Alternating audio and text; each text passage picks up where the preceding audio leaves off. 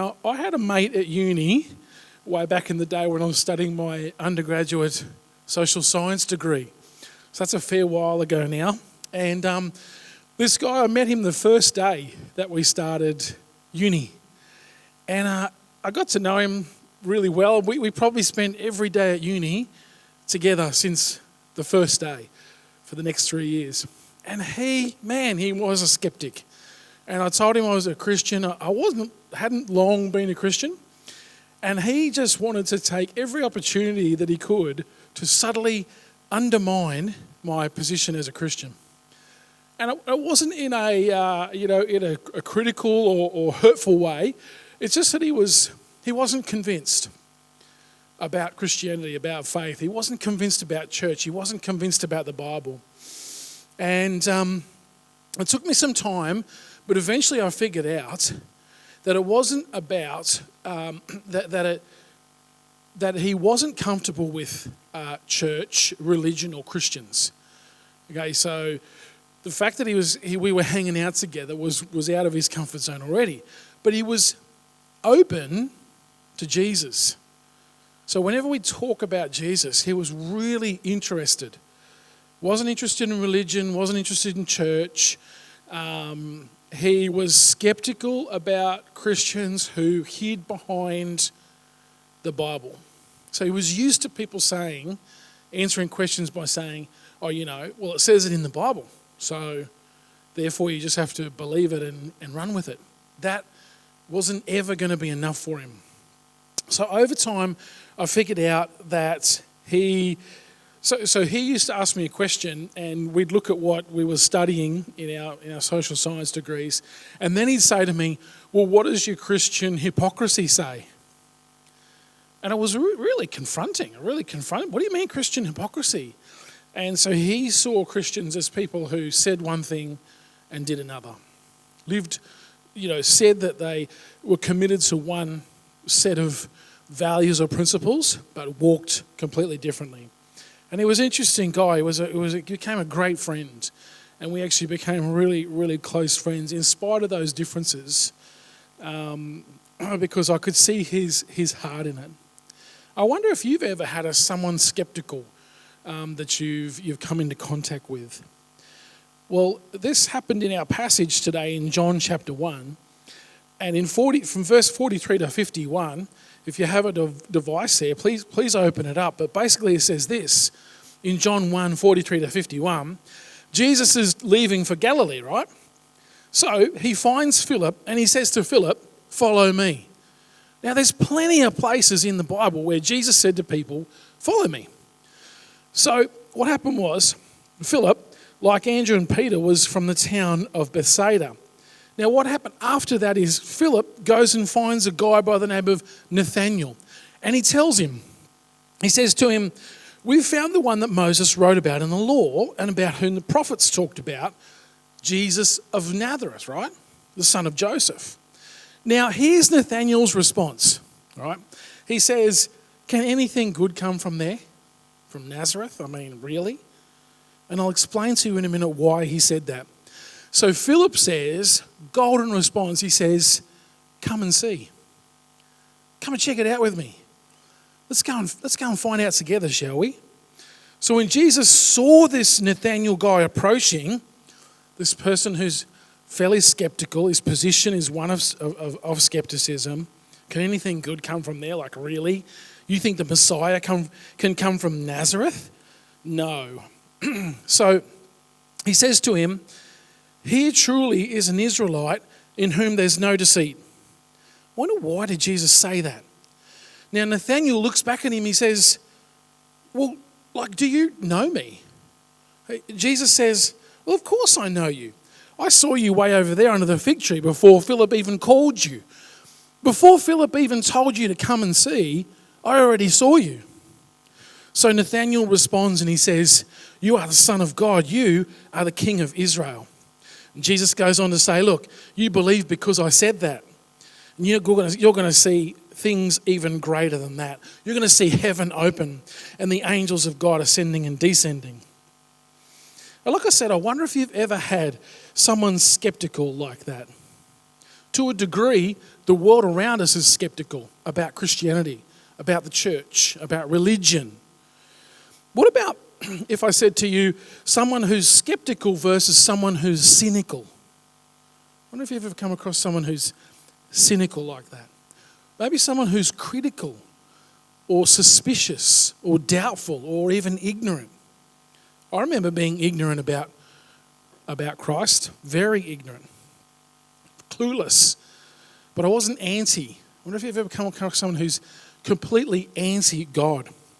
You see, being skeptical isn't always a bad thing because it can mean that you just need some convincing.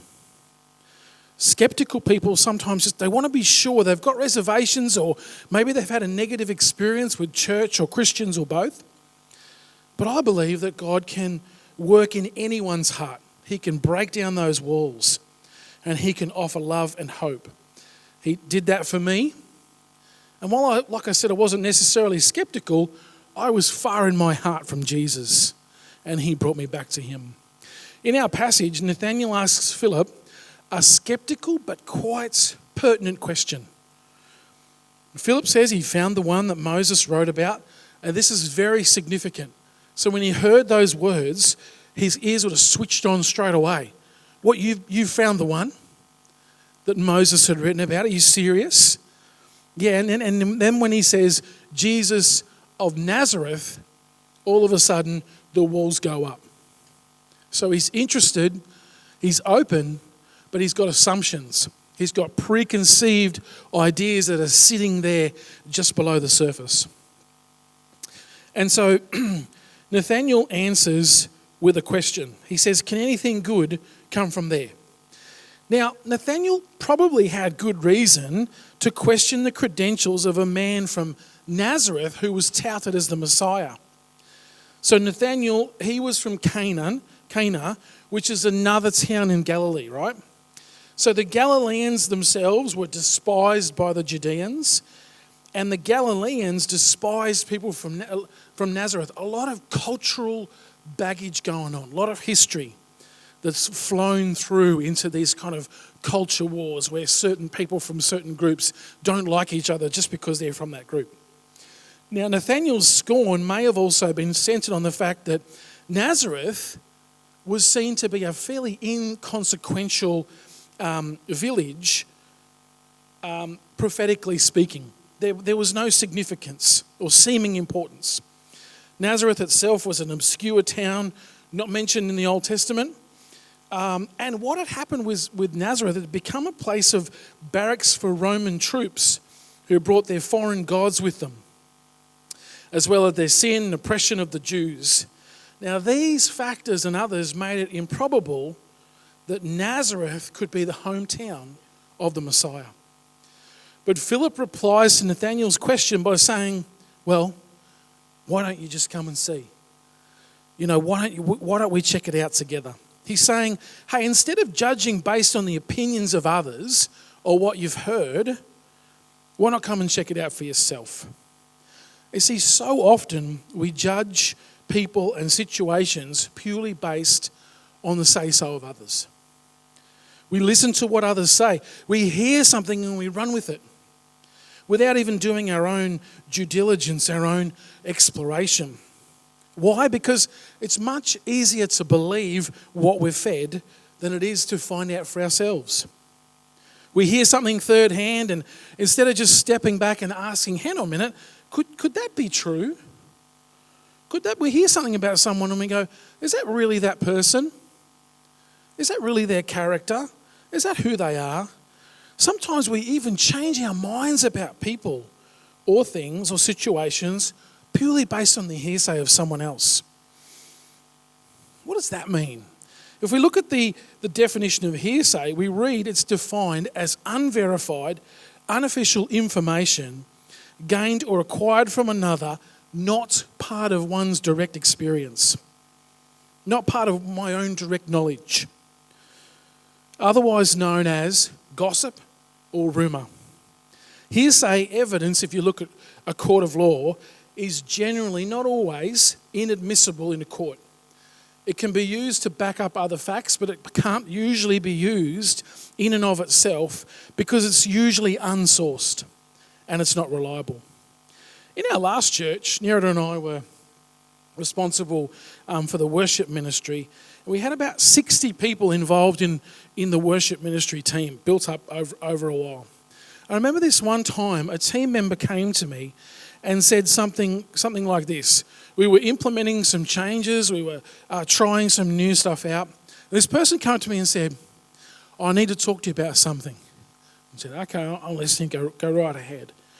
The person said, well, about what you're trying to do with the changes at the moment, the team think this about it. The team don't like it. And so I listened further and I asked a few clarifying questions, and then I looked at the person and I said, okay, tell me, who is it on the team that you've spoken to that thinks this? And they stopped and they said, oh, I can't tell you that. And I said, okay, I'm going to stop you right there. I've listened to what you've said. I've heard I think I understand what you mean, but I'm not going to listen to any more unless you're prepared to tell me who it is that you've spoken to. Oh, no, it's just everybody. No, it's just everyone thinks that. So what I was thinking in my mind is, you've spoken personally to 60 people and they all agree with what you're saying, which really is a load of rubbish.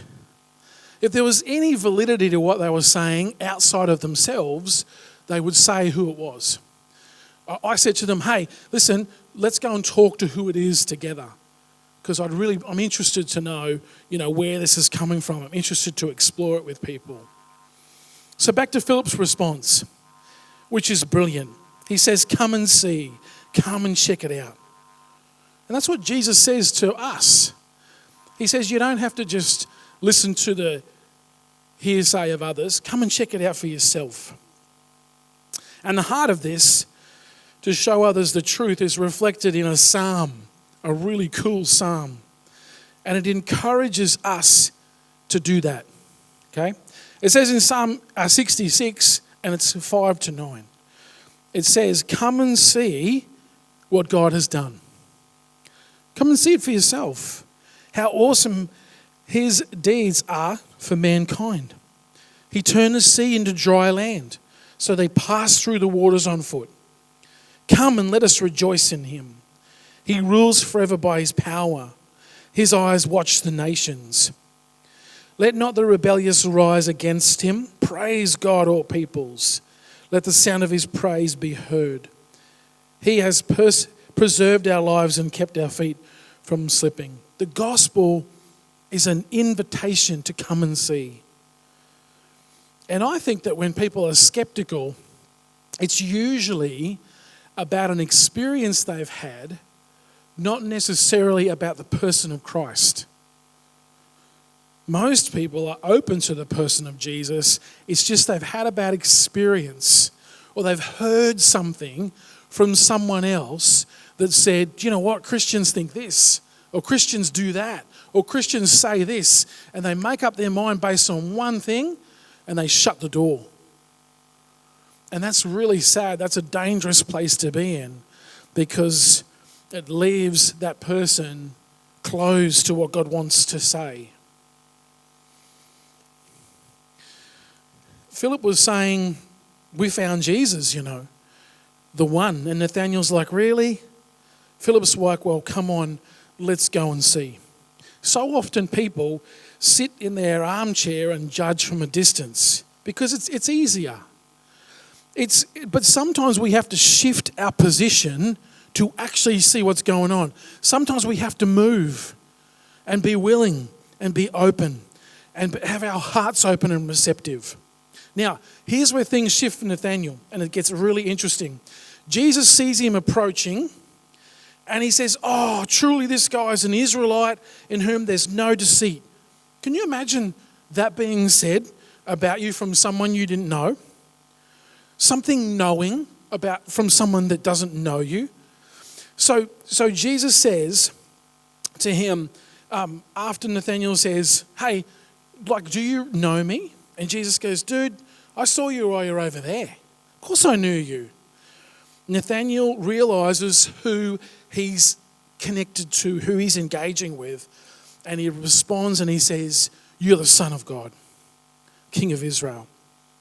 In the mid-1800s, a Scottish preacher by the name of John Duncan came up with a really cool way of conceptualizing who Jesus is. I don't know if you've heard it, but it's called the trilemma. Has anyone heard of the trilemma here? Trilemma? Yep, Geordie. So the trilemma is a really cool thing, and I want to teach it to you tonight. He said, this guy John Duncan, in the 1800s, he said, look, there's really only one of three designations that you can give to Jesus. He said Christ either deceived mankind by conscious fraud, he was himself deluded and self-deceived, or he was divine. Just think about that for a minute. And I'll expand on it with you through what Watchman Nee wrote about in his book called Normal Christian Faith in 1936. Okay? He said this: first, if he claims to be God and yet is in fact not, he's a madman or a lunatic.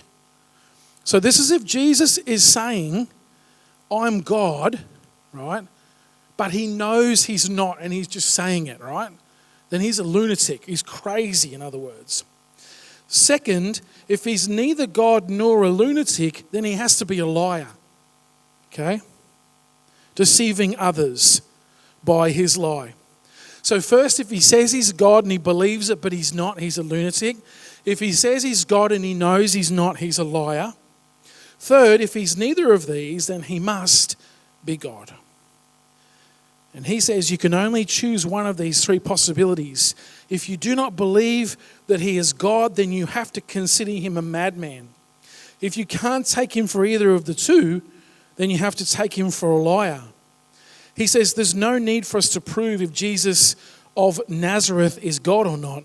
All we have to do is find out if he's a liar or a lunatic. And if he is neither, then he must be the Son of God. My conviction, guys, I don't know about you, is that this comes down to the position of a person's heart. Jesus saw into Nathanael's heart, and as you and I sit here tonight, he sees our hearts as well. Have you thought about that for a minute? Have you thought about recently how well Jesus knows you? He knows us through and through. There's not a single thing in our lives that he doesn't know about. He knows what we're facing. He knows when it's tough. He knows when we struggle. He knows our sin, our heart, our mind, our hopes, our fears. And guess what? He says, I love you very, very much. And when people come to recognize who Jesus really is, everything changes. Everything changes. And I'll give you an example of that. You would have heard of a book called The Case for Christ, written by a guy by the name of Lee Strobel. I wonder if you know his story. You've probably heard a little bit about it. The movie for The Case for Christ came out last year. Anyway, so this guy, Lee Strobel, he was a journalist for the Chicago Tribune and also the Daily Herald. Now, he was also a devout atheist. So an atheist is not someone who goes, I don't know, I think God might exist. Certain things say that he exists, I'm not sure. That's when we're agnostic. If someone says they're an atheist, what they're saying is, I believe that God does not exist. Okay? So they posit the non-existence of God. That was him. He was a heavy drinker and a self-confessed hedonist, someone who just wanted pleasure for himself, right? So anyway, Lee says of his earlier years, my goal was to bring maximum pleasure into my life. So I lived a very immoral, drunken, profane, and narcissistic, self-destructive life. And he goes on to say that the mere concept of an all-knowing, all-powerful, all-loving creator was absurd on the surface of it. But at one point, a neighbour kept asking Lee's wife to go to church. And just to get her off her back, she actually went. And she attended Willow Creek Church in America. When Leslie, Lee's wife, attended the church, she had an encounter with Christ. The experience of going to that church left an impression on her, and she wanted to go back.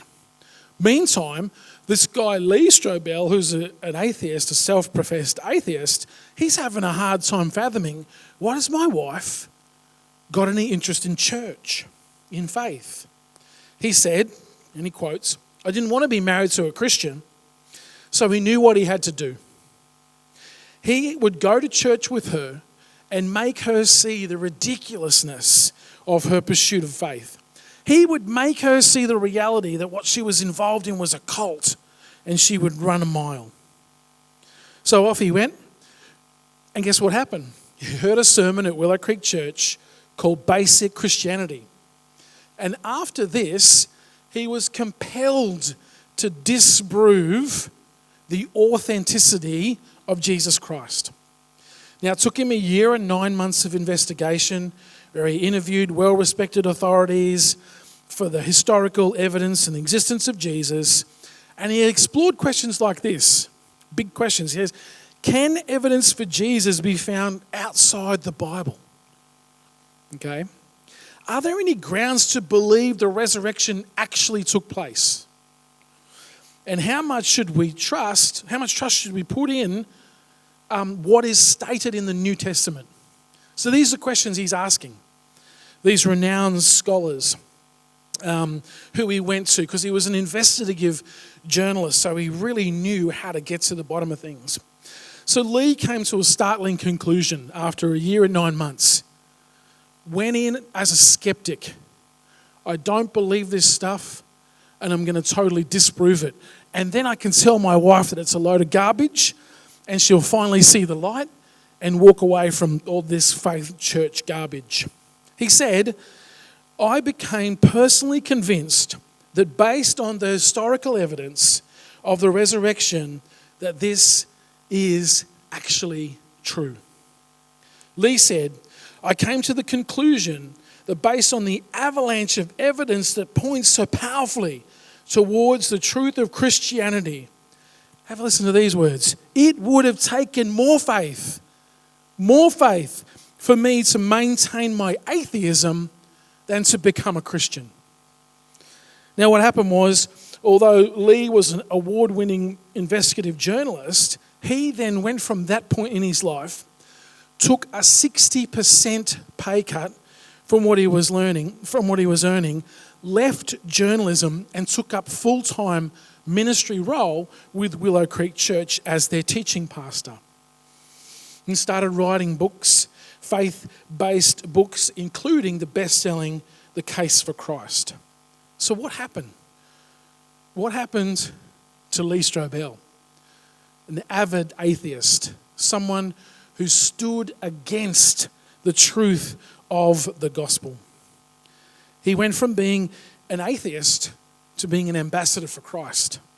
He went from disbelief to questions answered, from being a drunk to being a disciple of Jesus, from being a hedonist to being a worshipper of our Lord. It just goes to show that God really can turn people's lives around. You might be thinking, someone that you know, school, work, college, neighborhood, that person could never follow Jesus. You might be thinking, someone in family. I think about people in my family thinking, nah, that's never going to happen. But we don't know that. So what do? We keep praying for them. We keep loving them. One day, Jesus was walking alongside a lake, came across some fishermen and said to them, come and follow me. He was constantly inviting people to come and see. Come and see what real life is all about. I'll show you how to fish for men. I'll show you how people's lives are changed. See, Jesus didn't say this. He didn't say, come and I'll show you how to self-actualize. He said, come and follow me wherever I go. He said, come and trust me and I'll be with you. In John chapter 1, it sets the foundation beautifully. And these are powerful words right at the beginning. It says, in the beginning was the Word, right? And that word is the word logos. It's translated logos, and it's referring to Christ himself. In the beginning was the Word was with God, and the Word was God. He was with God in the beginning. Now through him, this is through Jesus, all things were made. Without him, nothing that was made has been made. In him was life, and that life was the light of mankind. The Word became flesh and made his dwelling among us. We've seen his glory, the glory of the one and only Son of God, who came from the Father, and he is full of grace and truth. The journey of faith starts right there. See, John attests to the reality of God as the first cause. Okay, God as the first cause. See, all of us have the same information to reach a conclusion from. Atheists, Christians, skeptics, agnostics, we all have the same data and information to draw a conclusion from. The biggest difference is that when we encounter Jesus Christ personally, he changes our lives. And he tells us that we are made for a purpose, that there's design in our lives, intention in our lives. The world isn't just a product of blind, random forces somehow suddenly coming together, and neither are you and I. The truth is that the meaning of life isn't a principle or an abstract concept or rational structure. It's a person, Jesus Christ. A life lived well is not found in philosophical contemplation or intellectual pursuit. It's not found in the achievement of success, fame, or wealth, but in a person to be encountered. And Jesus offers that salvation to all of us, to everyone, everywhere.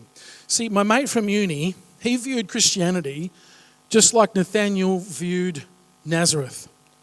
He rolled his eyes in doubt. What he didn't understand was that being a Christian isn't about adhering to a set of rules and regulations. It's not about perfection. It's about love and forgiveness.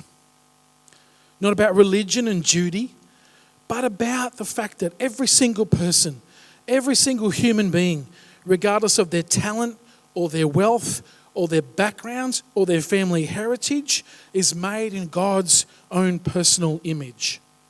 And is loved by the Creator, who came as a person to express that love deeply and powerfully.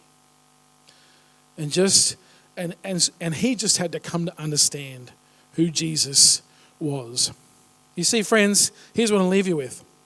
Every other religion says that in order to find God, in order to improve yourself, to have a higher consciousness, to connect with the divine, that you and I have to do something. Every other religion says we have to do something in order to find our inner strength, or to free our minds, or to believe more in ourselves, or to find our best us. You hear that saying a lot today. I'm going to find my best version of me. Not Jesus. He came for us, he died for us, and he rose again for us. And he went back up, and he's going to come again one day for us. Now, your purpose and my purpose is two things. Get ready for eternity, and help as many other people as possible get ready for eternity too. Remember, we don't need to know the answer to every question. You don't need to know the answer to every theological debate. You don't have to prove all of that kind of stuff. Just build a relationship, and when the opportunity comes, be prepared to point people in the right direction. And you can start by saying this: come and see. Let's check it out together.